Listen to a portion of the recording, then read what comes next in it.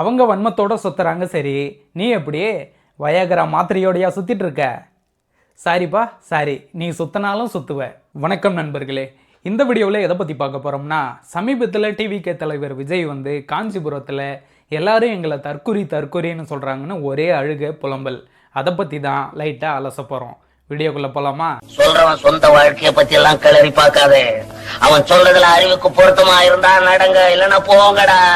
அறிஞர் அண்ணா அவர்கள் ஆரம்பிச்ச அந்த கட்சியை அதுக்கப்புறம் கைப்பற்றினவங்க என்னெல்லாம் பண்றாங்கன்னு நான் சொல்லிதான் உங்களுக்கு தெரியணுமா என்ன? மக்களே, உங்களுக்கு தான் நல்லா தெரியுமே. மக்களே, உங்களுக்கே எல்லாமே தெரியும். நான் சொல்லி தான் உங்களுக்கு தெரியணும்னு அவசியம் இல்லை. ஏன்னா இங்கே என்ன நடக்குதுன்னு எனக்கே தெரியாதுன்னா பார்த்துங்களேன்.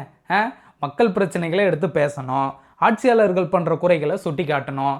இது எதுவுமே பண்ணலைன்னா எதுக்கு கட்சி ஆரம்பிக்கணும்? அது அனாவசியம். கட்சி ஆரம்பிச்சுட்டு பனையூரில் படுத்து தூங்கிட்டு இருப்பேன். கூட்டத்துக்கு வந்து யாராவது செத்தா கூப்பிட்டு 20 லட்சம் கொடுத்து அப்படியே அமைக்கிடுவேன். இதை வச்சு என்னை முதலமைச்சர் ஆக்கிடுங்க. அப்படியா? தனிப்பட்ட முறையில் எங்களுக்கும் அவங்களுக்கும் எந்த பிரச்சனையும் கிடையாதுங்க. எந்த வாய்க்கா வரப்பு தகராறுலாம் எதுவுமே கிடையாதுங்க. அப்படியே இருந்தாலும் அது நம்ம கண்டுக்கவே போறது இல்லைங்க. தனிப்பட்ட முறையில் அவங்களுக்கு வேணா நம்ம மேல வன்மத்தோட இருக்கலாங்க. ஆனா நாமெல்லாம் அப்படி கிடையவே கிடையாதுங்க. அவங்க வன்மத்தோட சுத்துறாங்க. சரி, நீ எப்படி வயாகரா மாத்திரையோடையா சுத்திட்டு இருக்க? சாரிப்பா, சாரி, நீ சுத்தினாலும் சுத்துவ. கரூரில் 41 பேரை கொலை பண்ணிட்டு ஓடி போன ஓடுகாலி நீ. ஓடி போயிட்டு சிஎம் சார் பழி வாங்கணும்னா வீட்டுக்கு வாங்க, ஆஃபீஸுக்கு வாங்க, நடிகை வீட்டில் இருப்பான் அங்கே வாங்க அப்படின்னு பஞ்ச் டயலாக் பேசிட்டு வன்மத்தோட பேசின புறம்போக்கு நீ எங்க? எந்த அரசியல் கட்சி தலைவர்களும் தன்னோட மக்கள் சாகிறத விரும்ப மாட்டாங்க அப்படின்னு பெருந்தன்மையாக பேசின முதலமைச்சர் எங்க? தனிப்பட்ட முறையில் என்னை பழி வாங்குறாங்க, தனிப்பட்ட முறையில் என் மேலே வன்மத்தோடு இருக்காங்க அப்படின்னு பொது வெளியில் பேசுகிறிய. இல்லை, தெரியாமல் கேட்குறேன், நீ என்ன அவ்வளோ பெரிய எம்மா? முதல்ல எலெக்ஷனில் நின்று ஒரு 5லேருந்து 10 சீட்டு ஜெயிச்சு காட்டு, உன்னை நிரூபித்து காட்டு. அப்போ தான் மற்ற கட்சிகளுக்கு உன் மேலே ஒரு பயம் வரும், மரியாதை வரும். அப்போ இங்கேருந்து இது வரைக்கும் கிழிகிற அந்த வாயே இங்கேருந்து இது வரைக்கும் கூட கிழிச்சிட்டு பேசலாம். மக்களிடம் செல் அப்படின்னு சொன்ன அண்ணாவை கையில் எடுத்தோம். அவங்க சொன்ன மாதிரி மக்களை நோக்கி போறோம். ஆனா மக்களிடம் செல்னு சொன்ன அண்ணாவை மறந்தது யாரு? நீதான். சொல்லு, இந்த உலகத்துக்கு ஏதோ சொல்ல வர. சொல்லுப்பா, சொல்லு. மறந்துட்டான்.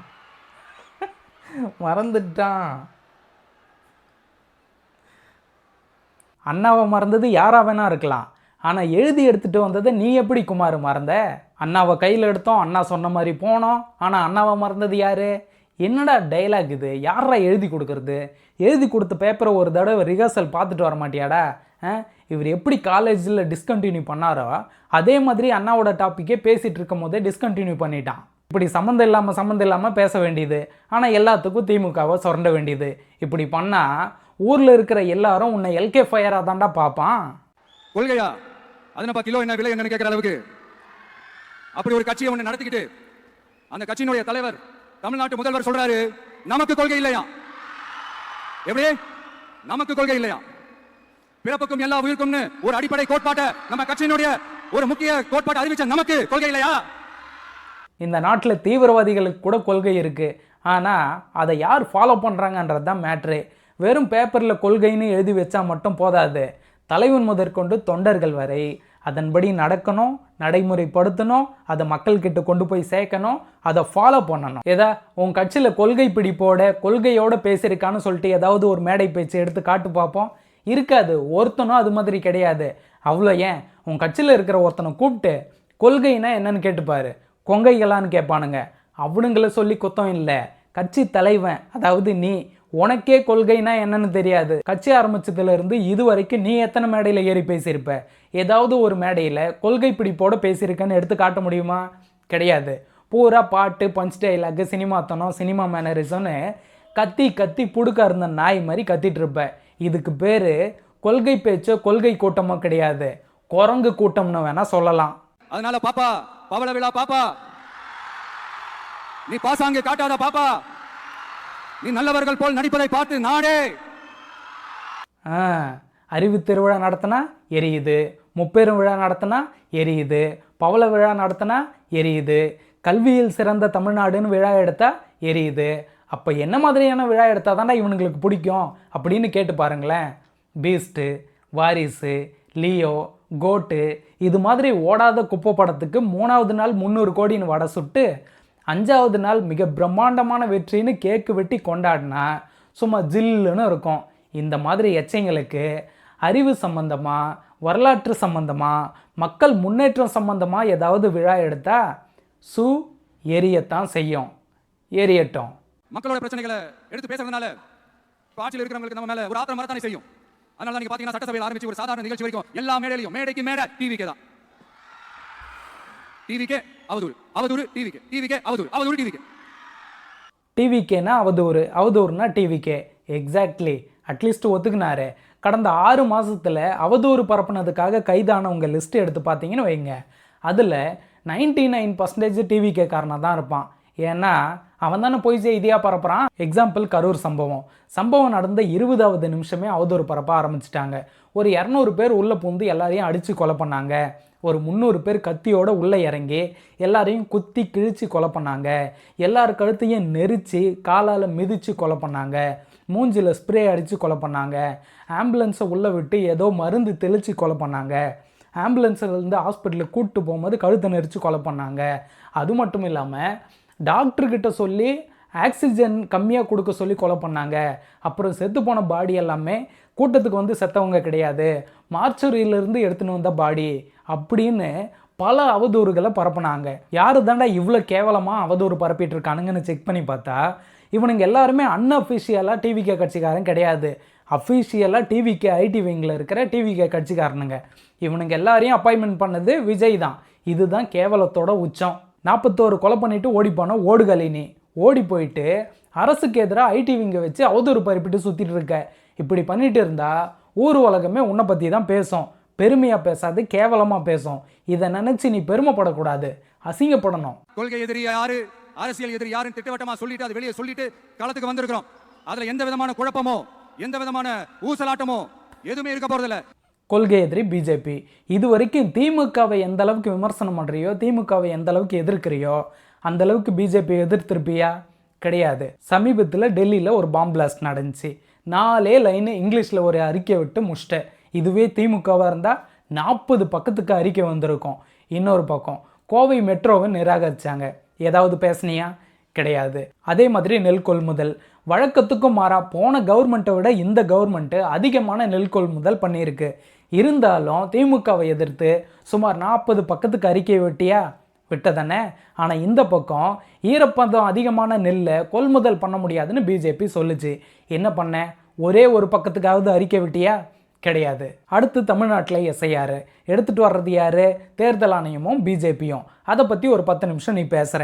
ஏதாவது ஒரு இடத்துல பிஜேபி என்ற வார்த்தையை நீ மென்ஷன் பண்ணியா? கிடையாது. தேர்தல் ஆணையம்னு மென்ஷன் பண்ணியா? கிடையாது. ஆனால் 10 நிமிஷமும் திமுகன்னு கதறிட்டு இருக்க. சரி, அதை விடு.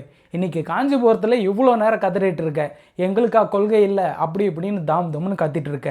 கொள்கை எதிரி பிஜேபியை ஒரு இடத்துலையாவது விமர்சனம் பண்ணியா? கிடையாது. ஃபுல்லாக திமுகன்னு கதறிட்டு இருக்க. நீ கட்சி ஆரம்பித்து திமுகவை திட்டு, திமுக தலைவர்களை திட்டு, விமர்சனம் பண்ணு, என்ன வேணால் பண்ணு. ஆனால் கட்சியோட கொள்கை எதிரின்னு ஒருத்தனை சொன்னேன் இல்லையா, அவனை அட்லீஸ்ட்டு அவனுக்கு வலிக்காத மாதிரியாவது திட்டு. அப்போ தான் உன் கட்சியில் இருக்கிறவனே நீ என்ன பிடுங்கிறதுக்கு கட்சி ஆரம்பிச்சுன்னு கேள்வி கேட்காம இருப்பான். இந்த விஜய் சும்மா எதையும் சொல்ல மாட்டான். ஒன்னு சொன்னா அதை செய்யாம விட மாட்டான். அது மக்களுக்கு நல்லாவே தெரியும். டேய், இது ஒன்றும் சினிமா ஷூட்டிங் இல்லைடா. சொல்ல மாட்டேன், சொன்னால் செய்யாமல் விட மாட்டேன். இது மக்களுக்கே தெரியும். இன்னும் மக்களுக்கே தெரியும். இவர் என்னவோ 40-50 வருஷம் அரசியலில் இருந்த மாதிரியும், மக்களுக்காக கஷ்டப்பட்டு மிதிப்பட்டு அடிப்பட்டு உதப்பட்டு ஜெயிலுக்கு போய் வந்த மாதிரியும், தியாகி வாழ்க்கை வாழ்ந்துட்டு இருக்க மாதிரியும், பல தியாகங்களை செஞ்ச மாதிரியும், இவருக்கு என்னவோ பல வரலாற்று கதைகள் இருக்கிற மாதிரியும் பேசிகிட்டு இருக்கானே. நீ சினிமாவில் பண்ணுறதெல்லாம் நிஜம்னு நம்புறதுக்கு நாங்கள் என்ன எம்ஜிஆர் காலத்து ரசிகர்கள்னு நினச்சிட்டு இருக்கியா? சரியான சினிமா பைத்தியமாக இருப்பான் போல. அது என்னப்பா அது தற்குறியா?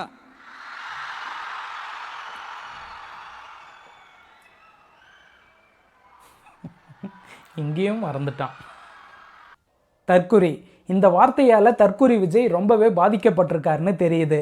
சொல் பேச்சு கேட்காம, கட்டுப்பாடு இல்லாமல், அரசியல் தெரியாமல், சம்மந்தம் இல்லாமல் பேசுகிறவன் பேர் தான் தற்குறி. காஞ்சிபுரத்தில் தற்குறி என்ற வார்த்தையை இவர் பயன்படுத்தி இந்த தற்குறி என்ற வார்த்தை வேறு யாருக்குமே சொந்தம் இல்லைடா, அது எங்களுக்கு தான்டா சொந்தம்னு உறுதிப்படுத்தியிருக்காரு. எல்லா அரசியல் கட்சியும் கூட்டம் நடத்துகிறாங்க, மாநாடு நடத்துகிறாங்க, விழாக்கள் நடத்துகிறாங்க. ஆனால் எங்கேயுமே பைக் ஆக்சிடெண்ட் நடந்து சாகிறது இல்லை, பஸ்ஸில் மோதி சாகிறது கிடையாது, பேனர் கட்டி விழுந்து சாகிறது கிடையாது, கூட்ட நெரிசலில் சிக்கி சாகிறது கிடையாது, சோறு தண்ணி இல்லாமல் சாகிறது கிடையாது. வாட்டர் பாட்டில், செருப்பு, கட்சி கொடின்னு எல்லாத்தையும் போட்டு மிதித்து கடை வீடுன்னு எல்லாத்தையும் அடித்து உடச்சிட்டு போயிட வேண்டியது. இதெல்லாம் முடிஞ்சதுக்கப்புறம் அந்த ஏரியாவை போய் பார்த்தா ஏதோ சுனாமி வந்து அடிச்சுட்டு போன மாதிரி அந்த ஏரியாவே அலங்கோலமாக இருக்கும். அந்த அளவுக்கு நாசம் பண்ணியிருப்பானுங்க. இது எல்லாத்தையும் பார்க்குறாங்கல்ல, பார்க்குறவங்க தற்கூரின்னு தான் சொல்லுவாங்க. இங்கே நிறைய பேர் செய்கிற செயலுக்கு அங்கீகாரம் கிடைக்கலன்னு ரொம்ப வருத்தத்தோடு இருக்காங்க. ஆனால் உங்களுக்கு நீங்கள் பண்ண வேலைக்கு தற்கூரி என்ற பட்டத்தை கொடுத்துருக்காங்க. இதனால் நீங்கள் வருத்தப்படக்கூடாது, பெருமைப்படணும். ஆனால் ஒன்று, தற்கூரின்னு சொல்லும் போது அந்த கரடிங்க முகத்தில் சந்தோஷத்தை பாருங்களேன். அது என்னப்பா அது தற்குறியா? மர்மயோகின்ற ஒரு படத்துல அவருடைய கேரக்டர் பேர் வந்து கரிகாலன். அதுல ஒரு சூப்பர் டயலாக் ஒன்று சொல்லியிருப்பாரு, குறி வைத்தால் தவற மாட்டேன், தவறுமானால் குறியே வைக்க மாட்டேன். மர்மயோகி இந்த படத்துக்கு கதை எழுதுனது யார் தெரியுமா? கலைஞர் கருணாநிதி. எதுவுமே தெரியாமல் தூக்கிட்டு வந்துட வேண்டியது. சினிமானா மகேஷ் பாபு, அரசியல்னா திமுக. திமுக கிட்ட இருந்து காப்பி அடித்து திமுகவுக்கு எதிராகவே அப்படியே அரசியல் பண்ணி அறுத்து தள்ள போறாராமா. ஏண்டா இந்த விஜய தொட்டோம்? ஏண்டா விஜய் கூட இருக்கிற அந்த மக்களை தொட்டோம்? நினைச்சு நினைச்சு நினைச்சு ஃபீல் பண்ண போறீங்க. ஆதவ அர்ஜுனா என்னடானா தொட்டுப்பார் கிட்டுப்பார்னு சவால் விடுறான். நீ என்னடானா என்ன ஏன்டா தொட்டிங்கன்னு சவால் விடுற. ஏண்டா உங்களுக்கு என்னதான்டா பிரச்சனை? சரி அதை விடு, உன்னை தொட்டால் நாங்கள் ஏன் ஃபீல் பண்ணணும்? உனக்கு என்ன எய்ட்ஸா? அப்புறம் என்ன சொன்னேன்? விஜய் கூட நிற்கிறது மக்களா? மக்கள் வேறடா. திமுக பின்னாடி நிற்கிறாங்க இல்லையா, உழைக்கிற மக்கள், அது மக்கள். ஓம் பின்னாடி நிற்கிறது மக்கள் இல்லை, தற்கூரி கூட்டம், தருதலை கூட்டம். உருப்படாது. எல்லா மேடையிலும் ரிப்பீட்டடா ஒரு விஷயம் நான் சொல்லுவேன்ல, இப்போ நீங்க சொல்லுங்க. ஒண்ணு, இன்னொன்னு, ரிப்பீட். ஒண்ணு, இன்னொன்னு. எல்லா மேடையிலையும் அவங்க தான் டிவிக்கேன்னு கதறிட்டு இருக்காங்கன்னு சொல்லிட்டு ஒவ்வொரு மேடையிலையும் ஒவ்வொரு பேச்சிலையும் ஒவ்வொரு அறிக்கையிலையும் காதல் பரத் மாதிரி ஞைன்னு திமுகன்னு நீ தாண்டா பயில்ஸ் வந்த மாதிரி கதறிட்டு இருக்க, கத்திட்டு இருக்க. இனிமே ரெண்டு கட்சி, ஒன்று டிஎம்கே திராவிடர்கள், இன்னொன்று டிவிகே தற்குறிகள். இவங்க 2 பேருக்கு நடுவில் தான் போட்டியே அப்படின்னு சொல்லுங்க, மாசா இருக்கும். வெளியில போக பர்மிஷன் கிடைச்சவொன்னே கூடிய சீக்கிரம் வெளியில வருவோம். அதனால தான் இப்படி ஒரு ஏற்பாடு. எல்லாரும் இருந்து சாப்பிட்டு போகணும். சூப்பர், நல்லா சாப்பிட்டு போங்க. மற்ற கட்சிக்காரன் 200 ரூபாய் கொடுக்குறான், ஓசி சோறு போடுறான்னு கிண்டல் வச்சுட்டு இங்கே 300 ரூபாய் வாங்கிக்கின்னு சைவ சோத்துக்காக வெக்கம், மானம், சூடு, சொரணை எல்லாத்தையும் விட்டுட்டு நீ ரசத்தை ஊற்று மாப்பிள்ள, 2 அப்பளமாக வையே, எங்கடா பாயாசம் எங்கடா அப்படின்னு கேட்டு கட்டுன்னு கட்டிட்டு வந்திருக்கானுங்க.